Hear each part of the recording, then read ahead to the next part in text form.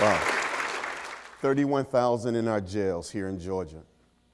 We have over 53,000 in our prisons here in Georgia.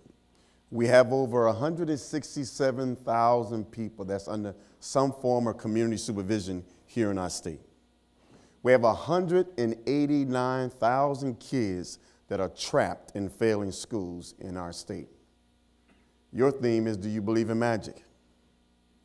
I'm telling you that if we don't believe in magic, then we're going to have those numbers going to be so huge that we'll never be able to keep up with them.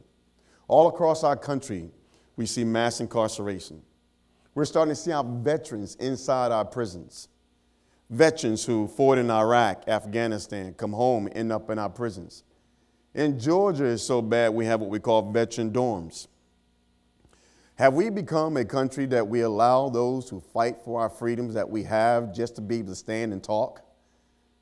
And then when they come home, they can't find good health care.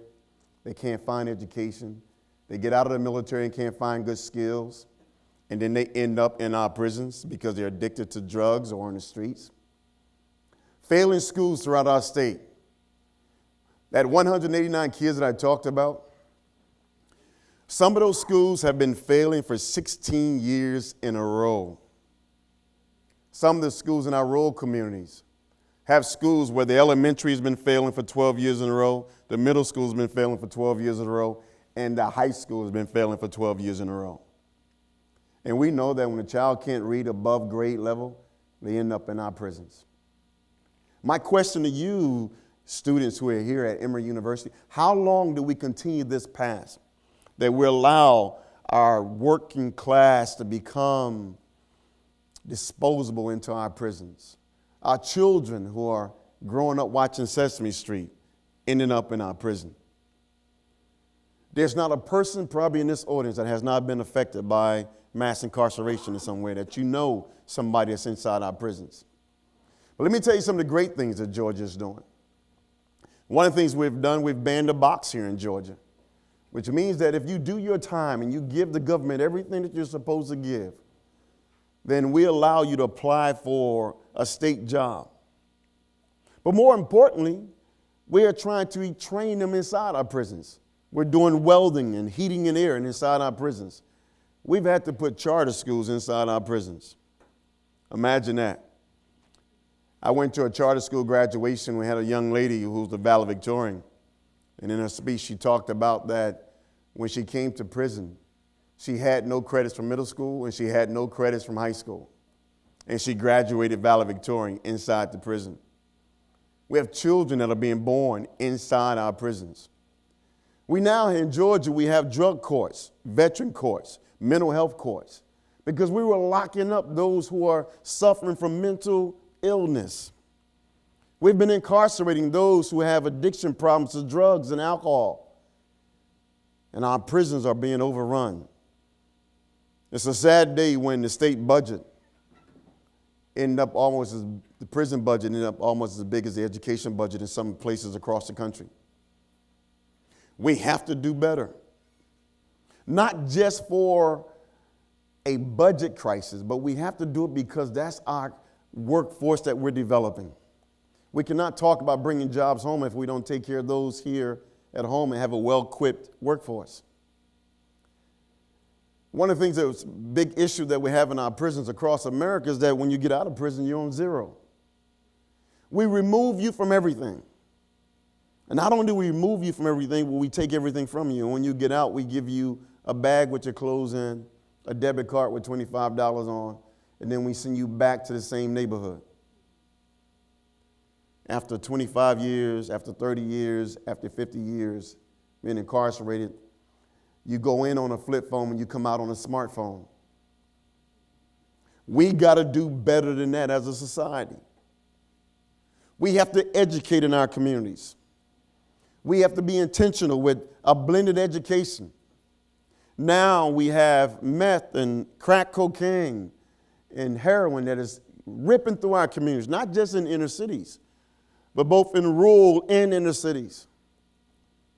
Children not too far from here in Tiff, I had an opportunity to go down to Tifton, And they call it not fit. That's Tifton spelled backwards because they have no hope of making it. Have we built a society where we have generations that don't believe they can't make it? It breaks my heart. I know this is Sesame Street, but it breaks my heart going up and down the state when you ask children what they want to be and they say, I don't know. It breaks my heart where our school systems are more like our prisons now, where when a child gets in trouble in school, they get suspended and they catch a case with the district attorney. So, Damon, if I was pushing you and you pushed me in the locker room because we were liking, well, my wife, don't like my wife, but we were pushing each other in the school and we catch a case because of the district attorney instead of dealing with it on the local level. Every day on a Friday throughout our state, we have juveniles catching cases with our district attorneys, things that we used to handle at the local level. Now, I'm telling you, if you believe in magic, then we need to get back to what we used to do, the basics. That we need to get back to being able to educate our children and deal with the small disruptive behaviors in those communities. And that we need to do whatever we can to help our prisoners become what we call returning citizens. See, because that's what they are. 97% of the people that's inside our prisons will come home one day. And you have to ask yourself the question, how do you want them to come home? Do you want them to be a person that is still desperate? That we haven't changed their playground, we haven't changed their playmates, and we haven't changed their playthings? If I get taken away from society, please rehabilitate me. Give me a tool, a skill that when I get out, I can take care of my family. You know, James Oglethorpe, one of the founders of Georgia, built Georgia and protected Georgia by recruiting what we now call convicts to protect Georgia and built Georgia. Well, we flipped it. We still got a debt of prisons throughout our nation. We put fathers in prison because they can't pay for child support. You get a civil action, you may end up in prison because of contempt of court. We got to do things better. And when those that we remove from our communities, why not teach them welding? Why not teach them how to drive big rigs? Why not teach them how to do data and programming inside our prisons? One of the great things we've done here in Georgia is that we put tablets in all 53,000 returning citizens' hands inside the prisons. You know how we pay for it? Not one tax increase, through snack bars. And they listen to their music and they get emails from their loved ones. And we put education material on their tablet. And when we did this in the state of Georgia, we found out that fights went down inside the prisons. Throw-overs where drugs and all other types of things thrown over the wire, that went down. Men start getting hope again. Even lifers need hope because, as I said before, 97% of them will come home one day. And as you saw here on this video where the little boy sat on the steps and complained about his father being in prison, we know the likelihood of a child who has a parent that's incarcerated, there's a likelihood of that child being incarcerated too. Look at the facts. Our educational system is broken in most cases. We have our juveniles filling up our YDCs. We have 15,000 in the state of Georgia inside our what we call youth detention centers. You add the 189 that's trapped in the failing schools. And what I mean by failing school, that means a school that can't make a 60.1 out of 100. I wouldn't eat at a restaurant that can't make 100. Either we're serious about changing how we do things, or we stop talking about it. Stop making those promises. Stop dreaming about magic. Wouldn't it be great that Emory University was packed because of the applications of people coming from all over? Ask yourself the question here. Of the 189 kids trapped in failing schools in Georgia, that's more kids that's enrolled in Georgia University, Georgia Tech, and Georgia universities and state colleges in the state of Georgia. That, my friends, is something that I truly believe has to be intentional to deal with. We have to argue for education reform in our state, and we have to argue for education reform and prison reform that's working together. And some of you may say, well, I'm not too happy about prison reform. Well, let me tell you this here. If you're a faith believer, this little book I read called the Bible, John wrote that from the prison of Revelations. Joseph spent some time in prison. Shadrach, Meshach, and Abednego spent some time in prison. Even Jesus spent some time in prison, even had a trial. And some Christians believe that since he came back from the dead, he too was a returning citizen. And that's what we call Georgia now. Our prison inmates who we put in prison, we call them now returning citizens. Because we must deal with the stigma and the shame that goes with incarceration. It's like putting a red scarlet letter on those folks that goes inside our prisons. How do we look at ways of changing the stigma that goes with mass incarceration? And believe it or not, here at Emory University, you know some of you have been late for class, and you were racing around, you passed the speed limit, and you just didn't get caught. A lot of us didn't get caught, and we should be incarcerated. But there's this thing called grace and mercy, second chances. Giving people a second chance to restore their lives. I don't know about you, but growing up in North Philadelphia, one of the worst ghettos in America, there was a lot of times I didn't think I was going to make it. And even now, I have a mother who's strung out on drugs, who's 79 years of age. Do I give up on her? No. Most of the men in my family that I grew up with are either dead or in jail. My mother had a 7th grade education, and my father had a 7th grade education. But somehow I made it. I made it by having a mentor. And we too now in the state of Georgia are recruiting and building mentors for what we now call our returning citizens. Can you imagine being away from your family for 30 years and they're transient and they move? Who helps you reintegrate back into the community? And what we have normally done across America, we give them a bus pass, a bag of clothes, and go find your way. And they end up either on our streets or back in our prisons. I'm going to tell you this little story. I met an individual who he's doing 25 years inside of our federal prison here. He was telling me about his son, who's 5 years old, was expelled from school. He was a big-time drug dealer in this little town here in Georgia.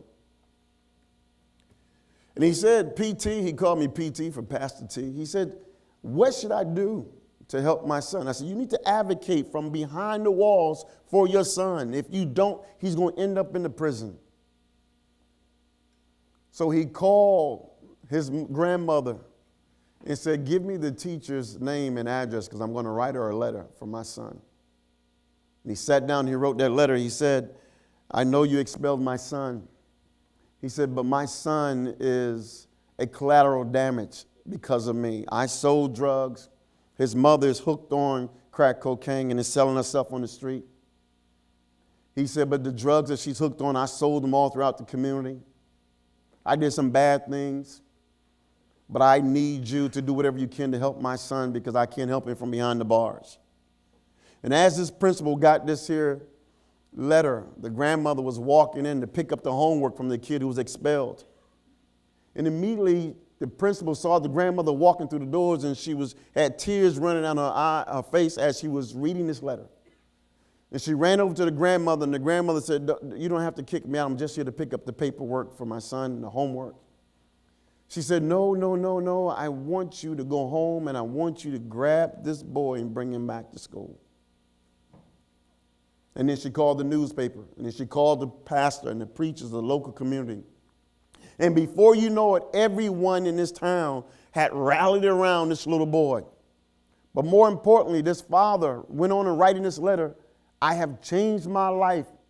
I've got my associate degree in prison. I got my BA degree in prison, and I'm in a seminary class here in the federal prison. And he's changed his life.